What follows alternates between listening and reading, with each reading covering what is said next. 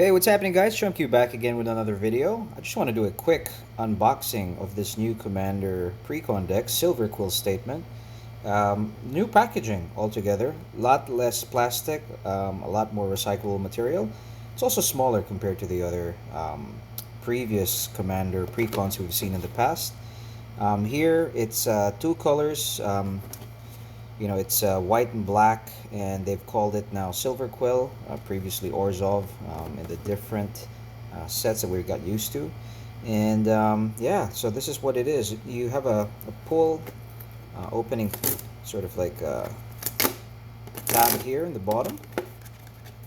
A lot of times people have been opening it from here in the top, not realizing that that's just pull tab here. And that just gives us this new packaging. Cool thing about this is that there's no more massive oversized commander. This is just printed on the cardboard, and then we've got these punch outs that you can use for tokens, which I think is really good. It's more useful now than it was before. So now at least here you can use this as whatever tokens you want. It even says that here. You may use these punch outs as counters or as victory confetti, whichever you want to use. And another long, what is this, like a divider, card divider that you can put in between your deck boxes or wherever you store your cards. So yeah, I like that. Alright, so onto the deck. It actually comes with this little tiny, I guess, cardboard deck box. Wish this was a plastic. I mean, I know they're trying to reduce it, but for longevity, would have been cooler if this was in plastic. Let's open that up. And this is the contents now of the deck, the Precon deck. So you get your spin down, not spin down, sorry, what is a life wheel. Okay. This is nothing. Then this is your box, which you can use later on. You get your marketing materials, something about Silverquill Statement, okay, and how to play Commander. Alright. Now the deck is wrapped in this plastic. I think this is probably the only plastic that they have left in the whole packaging. So that's good. A huge reduction in plastic. Alright. I think there is this new, yep, this is the one. So this is actually quite cool. Let me put this down. They have made it a lot accessible, easier, and useful by creating this thicker card stock compared to the regular Magic card stock, about the size and thickness of a credit card. And you can use this, if you hear it, quite thick. You can use it as your commander instead, rather than those big oversized cards. So I like that they did this. You can technically use this in your command as your commander, and then use this in the 99 for another deck. So kudos to you, Wizards, for doing that. Okay, so this is the lead singer, Brina the Demogog. It's a one generic white-black 1/3 bird warlock flying. Whenever a player attacks one of your opponents, if that opponent has more life than another of your opponents, that attacking player draws a card, and you put 2/1 counters on a creature you control. So trying to push you in the lane of more political commander play. I think that's quite cool. There's not a lot of I guess dedicated political commanders, so this is quite a good design. And if you look at a lot of the cards inside, it really does try to get people to do a lot more political commander plays. So that's an interesting avenue. Next we have Felisa, Fang of Silverquill. Oh, it's okay for this deck. It really depends if you want to go the political route. This is more like a counters matters deck, adding 1/1 counters for the mentor. But also it's got the inkling thing that Silverquill's known for. So that's in foil as well. And then we've got, I'll just quickly go through these ones here, give some quick thoughts about them, because a lot of people have seen these openings already. So Combat Calligrapher, okay. Guardian Archon, alright. Nils, Discipline Enforcer. So this is an interesting one. At the beginning of your end step, each player may put a 1/1 counter on target creature that they control, and then they can't attack you unless they pay X for the number of counters on that creature. Promise of Loyalty, another political card. Scholarship Sponsor. Author of the Shadows. Bold Plagiarist. Cunning Rhetoric. Feign the Broker. So a legendary creature you can use as your commander. Incarnation Technique. So new one. Milling cards. It's got Demonstrate, so you can cast it and copy it, and if you do, another opponent can also copy that spell, so you can get a little political with that. Say, hey, let's mill a card, get a creature back into the battlefield. Keen Duelist. Okay, so it's kind of like a Bob. At the beginning of your upkeep, you and target opponent each reveal the top card of your library. Each of you lose life equal to the mana value of the card revealed this way, and you put that in your hand. Stinging Study. Not so keen about this, especially in Brina, because you draw X cards and you lose X life, where X is the mana value for your commander you own on the battlefield or the command zone. And Brina is only a 3 CMC, well, mana value commander. That's 5 for draw 3. I wouldn't say that's good. Probably in a bigger, higher mana value commander deck that would be better, but not in this one. Ink Shield, quite an interesting one. Prevent all combat damage that would be dealt to you this turn. For each 1/1 damage parent this way, create a 2/1 white and black Inkling creature token with flying. This can turn a game really easily. So I'd be interested to see how this plays out. Tempting Contract. So this is quite cool. Another political card. At the beginning of your upkeep, each opponent may create a treasure token. And for each opponent who does, you get a treasure token. So you get a treasure, you get a treasure, we all get treasures. That's a good design. Angel Serenity, classic. Boreas Charger. Okay, so it's something about getting planes in. Citadel Siege, reprint. Duelist Heritage. Okay, so this is quite a good one. Also another political card. Whenever one or more creatures attack, you may have target attacking creature gain double strike until end of turn.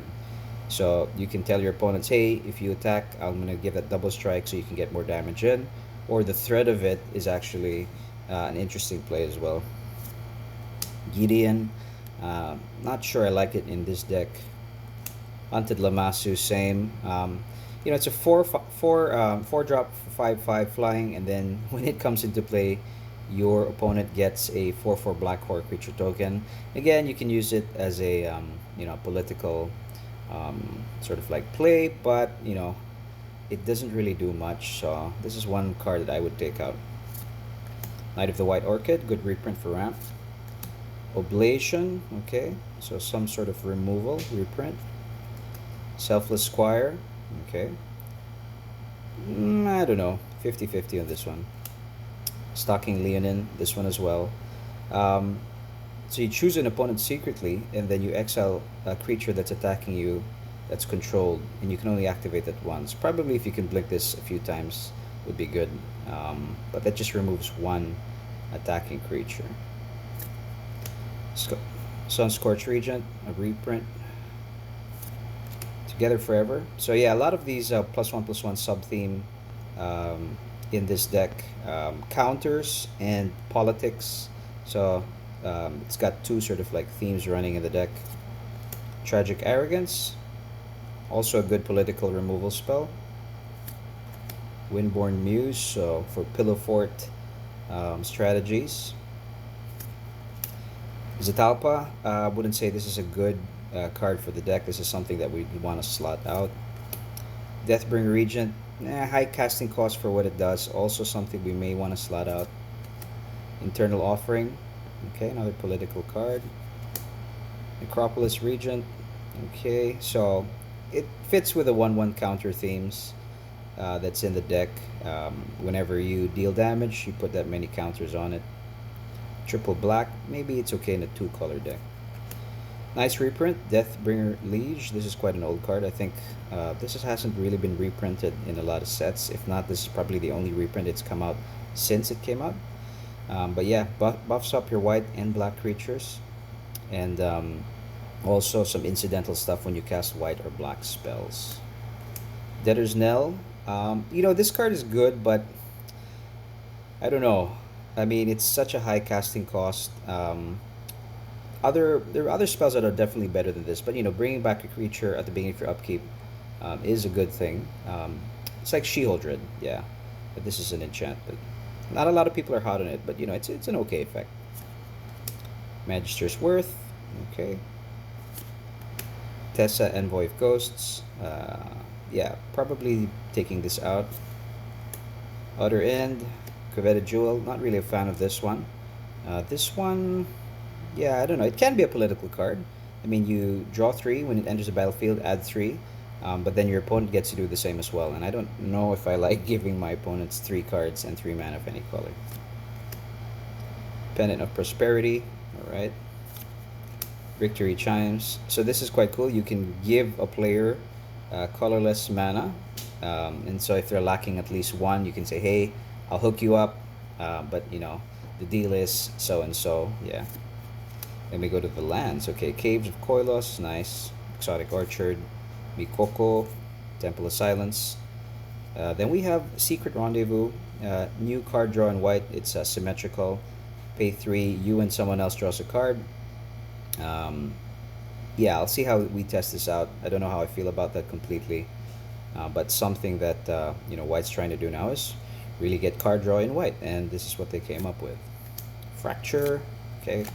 This is the new duel from Strixhaven. Quite good because it gives you the option to scry for 1 if you pay 4. Study Hall, okay. And then some old reprints. So, Bolster, yep, that's a mechanic for 1/1 matters counters. Okay. Ghostly Prison, so for Pillow Fort. Okay, the impetuses. These are the ones that I'll probably take out and upgrade. So we'll remove that. Okay, so for ramping, Orzhov Advocist. Okay, Soul Snare. Yeah, probably take that out also. Another Vow card. Yeah, this one these are the ones that you normally take out right away. Ambition's Cost. Draw 3, lose 3 life. Okay. Okay, nice. Curse of the Disturbance. So, enchanting someone and then incentivizing people to attack them so that they can create zombie tokens. Another Impetus. We can take out. Nice. So, reprinting the Signets. Sad that they're not going to do any more of these type of cards, but, at least they're reprinting it in a lot of sets now. Bloodthirsty Blade. Okay, Mindstone. Good Mana Rock. Signet. Good Mana Rock. Another Soul Ring. Okay, Spectral Searchlight. Yeah, so another political. Hey, I will give you 1 mana of any color if you do this. I know you need it, so let me hook you up. Okay, Baron Moor, Bajuka Bog, Command Tower, Myriad Landscape, Opal Palace, Orzhov Basilica, Rogue's Passage. Okay, Tainted Field. Alright, and the rest are all plains and swamps. Alright, and then we've got tokens. So we've got Inklings and Zombies, and on the other side, Horror, Spirits, Treasures, and that's it. Alright, so that's a quick unboxing of the Silverquill Statement Precon deck. I'll throw up another video, probably do a $20-$30 budget upgrade, slot some cards out, put some in, try to just make it a little bit better, but we'll see you in the next video. Thanks for watching, guys.